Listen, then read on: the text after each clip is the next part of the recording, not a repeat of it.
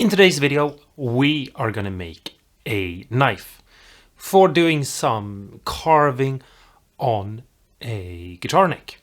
Especially the transition between the headstock into the actual neck, the back where the roundover starts, and the opposite side of the neck where the part that goes into the neck pocket meets up with the roundover of the neck where you play. Now I have a series of videos called Guitar Builders Life Hacks. If you've seen some of them, you know that it's me sharing things that I've made to make guitar building easier for myself. But in those videos I never really show you how to do something or build something. It's more of a overview of something. But most of those things are fairly easy to make, and so I don't necessarily feel that you need a video for it. But I also feel that sometimes it could be good to actually show how to do something. And in those videos I've shown you a couple of different kinds of knives that I've made that I use for different things, and some of them are prototypes.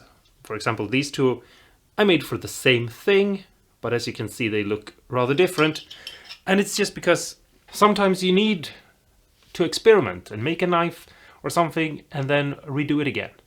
Now, you can obviously forge a knife and do that. That's probably the best way to make a knife, but I don't have a forge, unfortunately. I wish I did, because forging is actually really fun. I once made an elf dagger, actually Legolas dagger, forging, but that was not my forge, that was a friend's forge.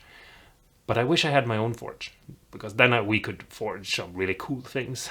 But anyway, I don't actually let that stop me. A good way to make a knife or something similar out of steel when you don't have a forge is taking something like, for example, old blades to your saw or something like that. That's usually hard and good and you can use it. And so I'm gonna make a knife out of this and I'm gonna show you how I do it.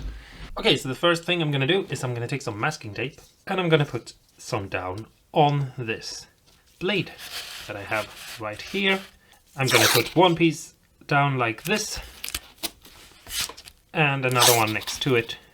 Now I can start working on a design, and once I'm happy with what I've drawn, I'll come back and show you what my idea is. Here is my design. What I did was I basically used the line between the two tape pieces as my center line, and I drew out my design. And I used a couple of different knives as a guiding sort of thing. So the front here is actually taken from this knife, and I stole a little bit from this because I have a very steep thumb-like rest carved into this one, which I prefer. So what I'm going to do now is I'm going to cut this out. So basically I'm making one of these kinds of knives, but I'm going to do it with a one bevel or whatever you want to call it, like this one. So yeah, if you want it to have a bevel on both sides, you're going to have to measure out the middle of the piece and mark that out so that you can shape it down equal on both sides. But that's not something we're going to worry about on this knife. Okay, so I got my design here. I cut it out to make it a little bit easier, and now I'm going to use my angle grinder and I'm going to cut it out.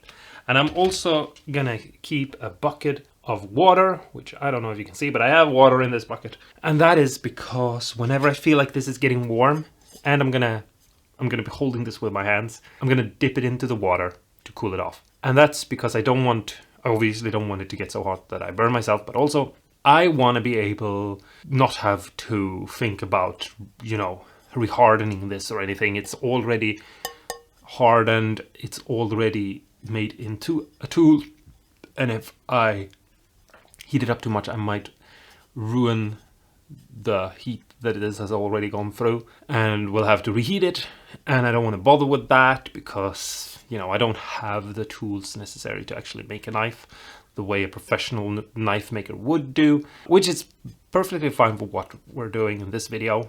But yes, and I'm gonna stay about 1 mil or something from the actual paper, or at least try to. So yes, I'm gonna speed through this. Not in actual life, I'm gonna be very careful and take my time, and I'm gonna wear safety goggles and ear protection, but the video will be sped up.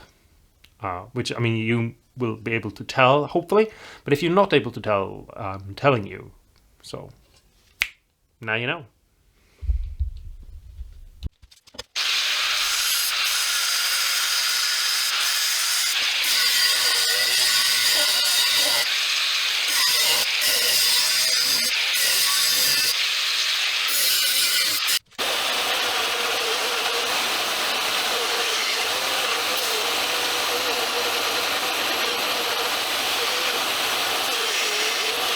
Okay, so now it is fairly close to what I want, but it's basically just a square. Now, something that I don't know if I said it or if I made it clear is that I'm dipping it in water. I'm shaping and doing all the thing that I want to do to make it look like what I want it to look like, and this is the way I want it in my hand later.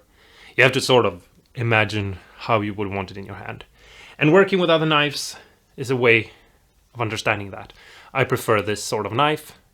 And I like to have it in my hand like this. So I think this is going to go fairly well, oh honey, in my hand. Sorry. And yeah, I have a little bit of a tang. I wish it was longer, but I would have to work with a lot more material for that. This is going to work for what we're doing. Now, I'm left-handed, so I'm going to work with it like this, which means that this is the side I want to put my bevel on. But if you're right-handed, it would be that side. I usually just take a pen like this, and I basically just press it into the edge like this. And I just go down like this. Then I get paint on half the side like that, and down a streak. Like so. And there's a lot of ways you could shape this in. You could glue a little block that has an angle. Or you could do what I'm going to do, and I'm going to try to show you, and that is I'm just going to lean this in and basically sand this away so it becomes an edge. And I also want a very steep angle, because if you have a very broad angle like this, it will be more like a regular knife, but I want something a little bit more steep like this. So I'm probably going to end up removing a lot more than just the black there.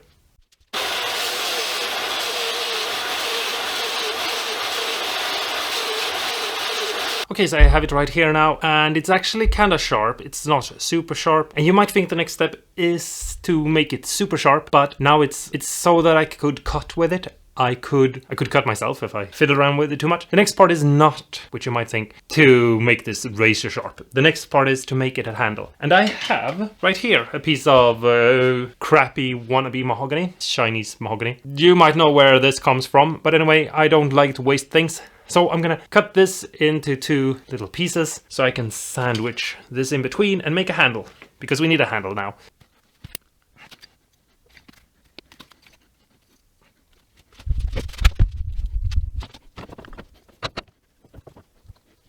Okay, so I glued it into this block of some of that, you know, this. And now I'm gonna shape it, and I'm gonna start off by just clamping it back into my vise and going over it and trying to get this profile down here a little bit. Basically, something like this maybe, you know, moving it and reshaping it a little bit so it gets a little bit moved in. And then I'm gonna work on the sides and make it thinner and nicer. I'm gonna try to, actually, good thing to remember to do, I'm gonna hold it in my hand like this, and I'm gonna make a mark. Something like that. Just a tiny little mark. So I know how big handle I want, because I want something that fits my hand, and I have very small hands, which is a joke. They're really big. So I'm gonna use this rasp, and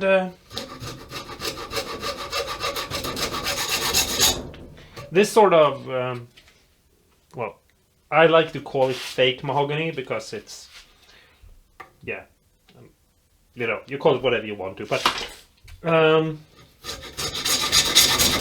it's so easy to work with because it's so soft.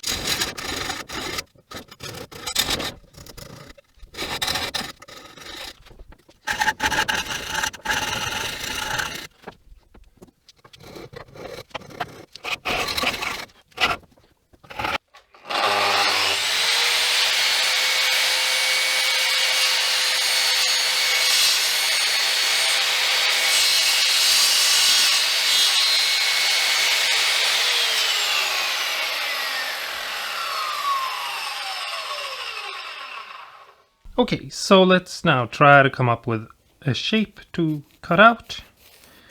So let's start off by trying to figure out how much smaller we want to make this handle. Something like this.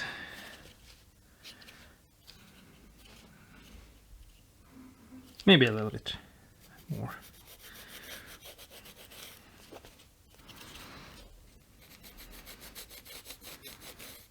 Something like that maybe. And then let's go in a bit here at the top. So let's make a mark here somewhere. And do a little bit of a round over down like that.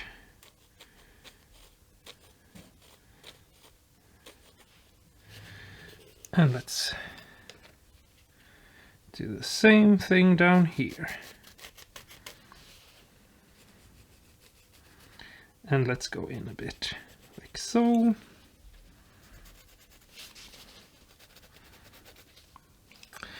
And yeah. What am I trying to do?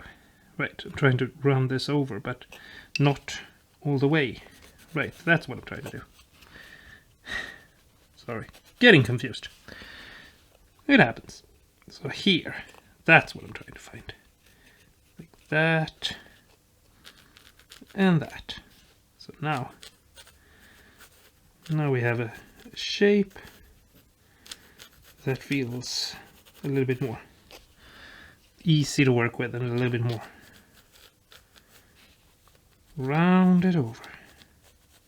Something like that. So, yeah.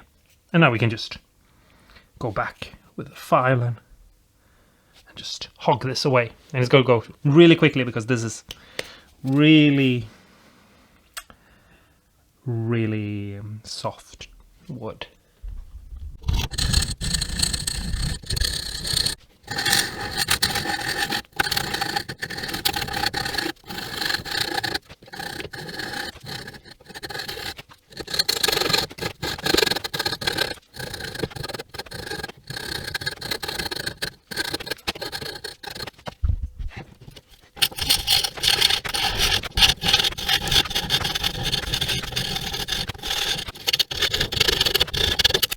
Okay, so here's the knife, but the handle is kind of square. And you could easily just take another knife and just, you know, reshape it a little bit like this. Smooth out the edges. But, you know, since I have my belt sander already out here, already ready for me to, you know, sand. Because, you know, when I did the blade, I might as well use it now for the handle. And it's a 200 grit, and that's usually where I stop for handles. I don't really like to make my tools beautiful. I mean, I like beautiful tools, but I also sort of feel like, you know, if the tools are too beautiful and too nice, I'll be heartbroken if I destroy them. And tools are made to be used and not to be super fancy and stuff like that. Even though it's really nice when they're beautiful. I don't know. I don't know what I'm saying. Anyway, I'm going to use the belt sander to just super easily smooth this out. One thing to note, super important, you don't want a round handle. You want something that is a little bit... I mean, you want it rounded, but not completely round. Not a circle round, you know. Because that's important, because you want it to be sitting in your hand and not rotating in it. So, ear protection, let's do some sanding and shaping with the sanding.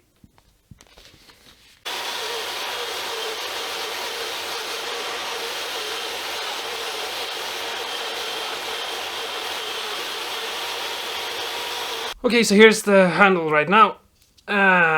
And it's not perfect or anything, but it feels pretty nice in my hand, and I feel like it's gonna work pretty good for me. Maybe a little bit of some sort of thing that sticks out here so my hand doesn't accidentally slip like this would be nice. I'm gonna think about it a little bit, but first, here I have some grain filler, mahogany colored, and I'm gonna take a little bit of this and just smear it all around to try to sort of fill the grain a little bit. Hopefully it's gonna look nice. As you can tell, there's a huge color difference, but hopefully it will. And so I'm just working this in with my fingers, basically. It's a little bit messy, but I don't mind that right now. So yeah, I'm just taking some, and you could use a brush or anything if you care, but as you can probably tell, I don't. So yeah, just working it in like this. It hasn't completely dried yet, but I decided that I want something up here just because I should have thought about the fact that maybe my fingers will slip. So a little bit of wood glue on a piece of scrap leather. You can see I have a band-aid on my finger, and it wasn't because of this that happened. It was actually when I was shaping it. It sort of slipped out of my hand a little bit, which was annoying. Stuff like that will happen. You can't work with power tools and hand tools and not expect yourself to hurt yourself a little bit every now and then. So I'm just gonna leave this glue to dry for a little bit, but that will be enough. Just a little ridge, something like that. I'll be back real soon. Okay, so here I have a can of China oil, and before you ask, the only reason why I'm using this is because I have an entire can of it, and I really don't use it for anything, so I might as well use it for this. If you want a really good finish, you should probably use something that you like. I prefer teak oil.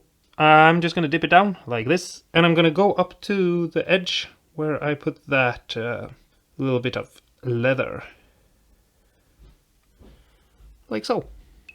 And now I'm just gonna try to get some of these drops off, and then I'm gonna leave it to dry. Basically, there you have the handle. I think it looks okay-ish.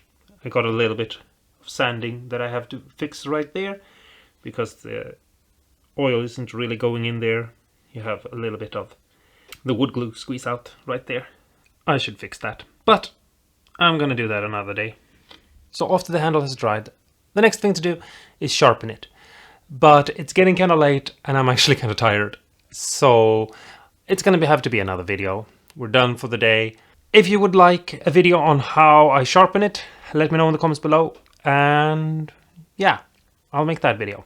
But I don't actually have a preferred method of doing the sharpening. If you're interested to know, I use diamond stone and waterstone and sometimes sandpaper.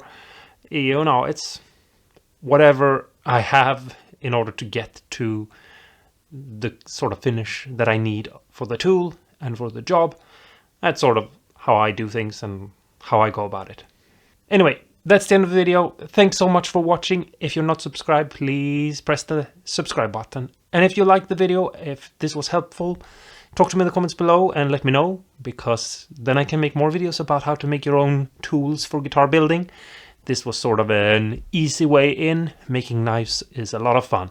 Also, press the like button. That lets me know that you like the video. Until next time, stay awesome and cool. And go and make a knife of some sort. Come up with some fun, interesting design. Maybe make something that looks like it's from, I don't know, the Lord of the Rings. That could be fun. You could make a set of tools that are all Lord of the Rings inspired. That would be really amazing. So do that. And then, you know, make a video about it. Tell me about it in the comments. Make me jealous for all the nice tools you have.